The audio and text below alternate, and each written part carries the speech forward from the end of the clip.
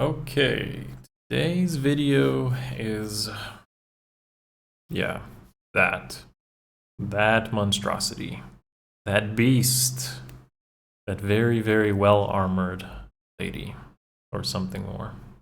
Whatever. Enjoy the video. Let the lesson begin.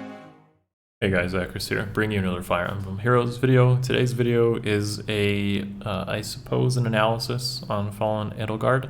I feel this one is warranted sooner rather than later because it might help you decide whether it is actually worth summoning for or sparking. So treat this as a should you summon since the banner is active, but also should you spark, maybe make as a potential merge project, how you can best use this character, and why am I even doing this video?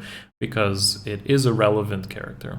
I'd like to consider Fallen Edelgard in like a quadfecta of very meta units, meaning we have like Vector, Brave Edelgard Bike, Winter Altina, for example. I guess that's already 4, but I mean like in terms of color coverage, right? So we have a colorless armored beast.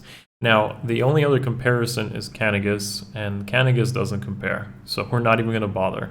The reality here is that Fallen Edelgard has a lot of things, a lot of tools, and a lot of uses in almost all content, even as a one-off and potentially, ideally, as a +1, but it doesn't need to be like +10 to get the true value out of a character like this. So I'm going to go over many builds. I'm going to show you AR applications of this, and hopefully you guys can take out of this to come to your own decision on whether you need or maybe want or should skip. Personally, I'm skipping. I have things that work for me, but let's say you needed some sort of carry, you wanted a Galeforce strategy, maybe you need a specific unit on defense that would really make it work. Those are all very good considerations and all things I will talk about in this video. With that being said, let's look at the weapons and abilities first, then we'll talk about Edelgard herself. So first up is Twin-Crest Power. That's her weapon. It's a lot of stuff. I covered this in my impressions reactions video of this banner, but I'll go over it again a little bit here. So slaying weapon, reducing attack and defense of foes, raging storm without a solo condition. That's really important.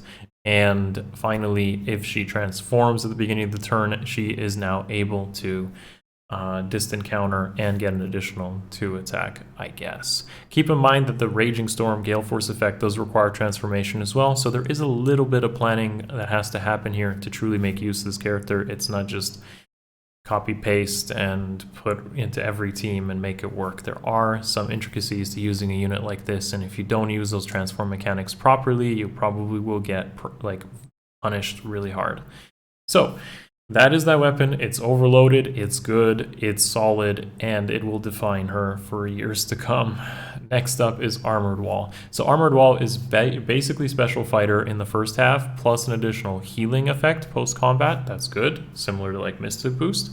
And a secondary effect that works similar to like Effie's Lance, I guess, and some of the summer weapons from the previous year. So first combat reduces damage by 40% with a 25% HP condition, but that doesn't matter. So that is very important because most of the combat AI in this game tries to take the biggest nuke and hit you with that first in terms of damage ratio.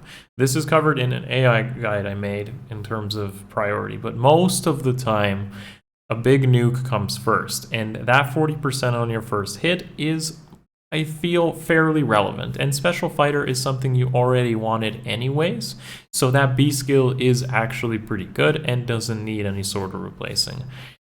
There are definitely other characters who don't really care too much for their preference B skill, but this is definitely one that can work in most applications of Fallen Edelgard. So, what do we got here? Fallen Edelgard is a fairly min-max character in terms of dumping almost all her speed to get attack, defense, res, and HP in basically a new era of BST, I suppose. This is really good in terms of stat spread. There's nothing really lacking here. You have everything you need to make a bulky tank work, but also has some player phase applications through the use of Galeforce, and we will talk about that. The fodder she comes with is Attack Defense Ideal and Armored Stride. So Armored Stride was previously locked to Legendary Edelgard.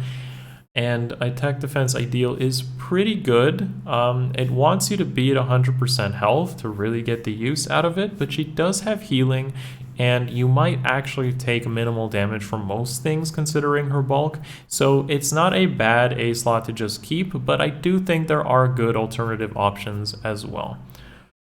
Okay, first build is a more carry distant counter sort of way of using her, and I think that one of her best A slots, as covered in my Refines video, is actually DC Refines video, is attack res unity, or just unity in general. If we can get attack defense, that's also probably okay, serviceable. The reason unity is really good is because she can't avoid debuffs unless you really try to stack some of your allies to soak those debuffs, and I'm talking like Dark Shrine and maybe Chill Attack, but she has such high bulk and such high attack that creating allies that can soak those sort of debuffs from her is extremely difficult. So the next best thing is to use a unity skill. And on top of that, like I said, healing is really important for her. So Mystic Boost and just minimizing that sort of damage is really helpful. It also kind of like swats away any healers from doing any relevant damage to her as well. So a pretty straightforward build. As I mentioned though, ideal is okay as an A slot, so make do with what you have if you plan to use her, but this is pretty solid as a carry option. I am very skeptical of a couple of things that will remain consistent with Fallen Edelgard for the months to come, and that's something you should consider as well when building a carry like this. The thing is, we could see a Brave Elwood refine, and he already has a beast-slaying weapon. We might see more usage of Petrine, who is also pretty good and hits exactly the things she needs to hit into Fallen Edelgard here. And there are a couple, probably some people who have stuff like, I believe, Picnic Flora, who might actually still be, you know, might have just passed on the banner or just might be happening right now, that will likely give her some issues among the all armor slaying issues and such that already are present, and armor mobility. So there are definitely some weaknesses that I am skeptic of when it comes to how useful this will be long term, but I think at the time being it's pretty solid into what sort of defenses you might run into.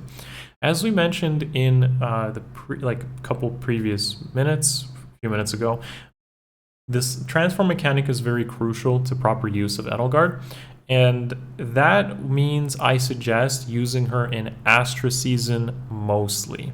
And the reason for that, unless you're one of the few users who use Freya in Light Season. If you use Freya in Light Season, that might be okay too, because of potentially even using Ward or Goat Beasts support, and I believe there's seals for that too. So that's okay, but I think that Astra Season is also fairly solid because of Naga, and Naga basically being a better sort of support in the form of guidance, maybe aerobatics, and Divine Fang to play into some of the threats in Astra Season. So personally, I feel like Astra is a little bit better for her than a Light Season would be, but we'll see. I think she works in both, like, let's be honest, but I think that Astra should be pretty good. Next up is a variant of that carry build, which uses Distant Defense 4. This one kind of denies your enemies from making use of their buffs as opposed to removing penalties from yourself. So if you create a team, or you don't have the Unity skill, if you create a team where you're confident that she'll secure most kills without needing the attack buffs from Unity, which she might not because she has sky high attack, and Bonfire will likely nuke and kill most things anyways, but if you aren't comfortable with the damage she's taking and you don't care too much about the attack, then Distant Defense 4 might be a solid alternative to that.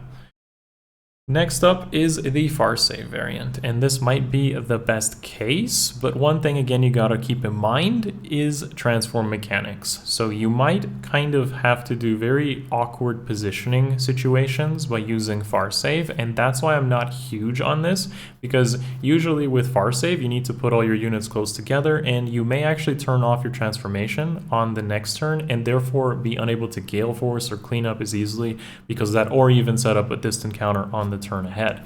That I feel is a little bit strange, and that's even with my usage of Canagus way before, like way years ago when I used him a little bit. The transform mechanics are difficult to manage sometimes, and Farsave doesn't help with that. So an attack defense bond form might actually be more ideal than Unity in some cases because it gives you more stats than Unity. assuming you do, assuming you don't like get debuffed on her all the time. Again, Unity might just be okay too, to just work with what you have, but Bond 4 does give you flat stats without relying on penalties to get use out of it. So keep that in mind when working with Bond 4. Okay, next up is the Galeforce strategies. Now, if you use her as the initiator, Armored Wall is fine to keep, and she does naturally get her own Galeforce pretty easily, I'd say, unless you run into guard users. So Slaying helps this. Special Fighter is in B. You only need a single hit, and you get your Galeforce off the first hit. You're charging to 2 on Galeforce, you attack again, and it's ready. Essentially, it works like Legendary Edelgard. Couple things to keep in mind though is you don't have any sort of double. You're very unlikely to double anything, and this is still weak to any guard effects. So guard weapons, stance 3/4s, and just guard itself. If she misses the kill as well, it might be a bit awkward, though I don't see that happening as often. I still think this is very reliable, very consistent, and something to consider. And the other way of looking at it is Wings of Mercy. So Armored Wall isn't necessarily needed, the damage reduction isn't needed, the health condition isn't needed, and she's going to win heavy blade checks almost all the time.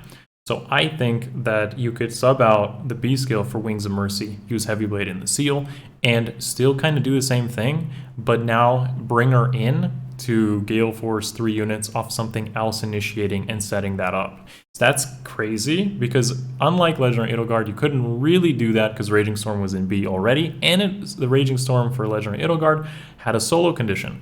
This only requires a transformation condition, which means you can keep her in a corner and Wings of Mercy in later.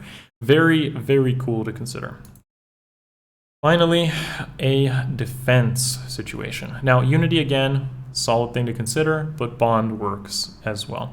Now, I want to also contrast this to a sample map I made. Now, don't copy paste that. It's just something I came up with pretty quickly. The idea here is that you use odd recovery on a cav healer to cover your dancers, and you set up a sort of dance trap with Duo Sigurd there in the corner if you have him. This is like pretty premium, to be honest. You would need things like odd recovery and Duo Sigurd, or maybe like Duo Peony or something really premium to make this work. But if you did get the tools to do it, that would be a solid concept to look at. Again, with defense, we come back into the whole transformation problem. To use Fallen Edelgard on defense and use like Far Save, you are going to have to surround her with dragons and beasts. This plays into Anima better than it does in Dark Season, because in Anima at least you have Duma and Cyros, and because of those you can actually position her in a way that doesn't conflict with the transformation. So a little bit awkward to use in many places, both in offense and defense, but realistically, if you can use her correctly, this is a very powerful unit. Comes with some weaknesses. Future might be a little bit weird to consider, but if you felt like you needed a solid unit on defense or offense, or you wanted to have fun with Galeforce, then this definitely could be worth going for a 40 summon Spark, or maybe picking up later on a legendary banner where she'll definitely be back, maybe even multiple times, maybe even comes back on a Hero Fest, folks. There is a lot saying to me that you could be okay to skip here. Maybe you'll get her later randomly off of a colorless summon. Maybe she will come back voted in, I'm sure, on a Forging Bonds revival. She will be there on legendary banners. You're going to see her. So if you don't feel like you need this right now, I'm certain you'll get her in the future. And then you might be able to realize how consistent she's been in that meta. But there are definitely some cool applications to this, and I wanted to cover and discuss that with you guys. As always, let me know what you think in the comments below. If you enjoy this content, you want to keep seeing it, consider giving the blue thumbs up. There is a Patreon now in the description. There's a YouTube membership, as I covered in the previous video. If you guys want to truly support the channel, you love what I do, and you want to even get more in touch, then please do all of that. It really, really keeps this stuff going. I'm trying my best to keep that content within a very busy life happening daily, and you guys make it happen. Thank you so much for watching up until this point. I'll see you guys in the next one. Much love. Peace. It's over.